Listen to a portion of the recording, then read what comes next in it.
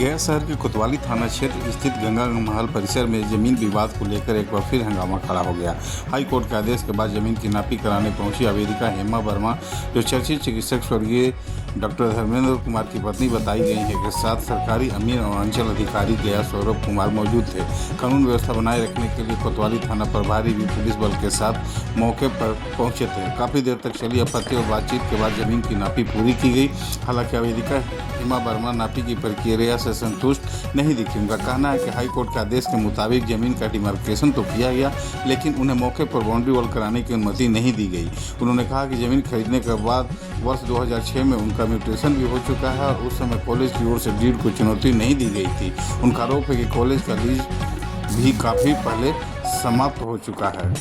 वहीं कॉलेज के प्राचार्य अशोक कुमार सिंह ने बताया कि इस मामले में हमें पार्टी नहीं बनाया गया है और नापी के लिए कॉलेज प्रबंधन को कोई नोटिस भी नहीं दिया गया। कॉलेज प्रबंधन का कहना है कि चंद्रशेखर जनता कॉलेज वर्ष 1978 से संचालित है और ज़मीन से जुड़े मामले को लेकर वह आगे हाई कोर्ट का रुख करे।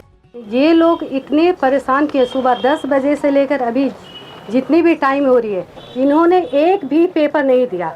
इनका यही काम है कि कोई पेपर देना नहीं और हमेशा परेशान करना। डिमार्केशन तो हो गया, लेकिन बाउंड्री वाल नहीं पड़ेगा। कल को फिर से हम जाएंगे कोर्ट, फिर सीओ आएंगे, फिर नापी होगा। यही काम है। और 2006 का लिया हुआ है, या तो हम गलत हैं। गलत जब है तो 2006 का लिया हुआ है, तो इन लोगों ने क्यों नहीं आती डीड को चैलेंज किया? म्यूटेशन क्यों होने दिया? नगर निगम से 5.5 लाख रुपया पूरे गंगा महल का नगर निगम का टैक्स हम दे रहे हैं, अलग करवाएं। उसका हर साल 4,000 रुपया, 3900 रुपया हम टैक्स देते हैं, 500 रुपया अंचल को देते हैं। अगर हम गलत है तो हम तो कह रहे हैं कि मेरा चैलेंज किया जाए। इनका लेकिन देखा जाए कि अगर राजा से एग्रीमेंट है या इनका रजिस्ट्री पेपर है, इनको भी दिखाया जाए।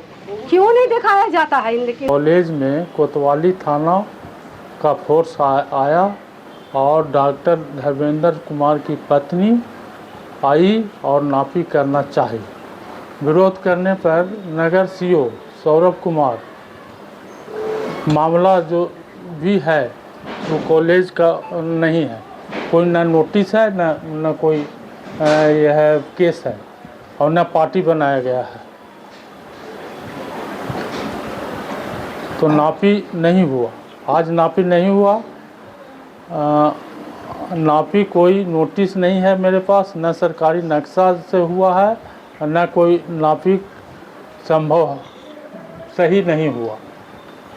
ज़मीन को जो भी मामला है वो केस में कॉलेज पार्टी नहीं है। इन लोग दबा करके कॉलेज को खाली कराना चाहते हैं, धमकी देना चाहते हैं और किसी प्रकार से भू माफिया कब्जा करने के प्रयास में है। पहले भी प्रयास किए थे कब्जा करने के लिए, आज भी लगे हुए हैं।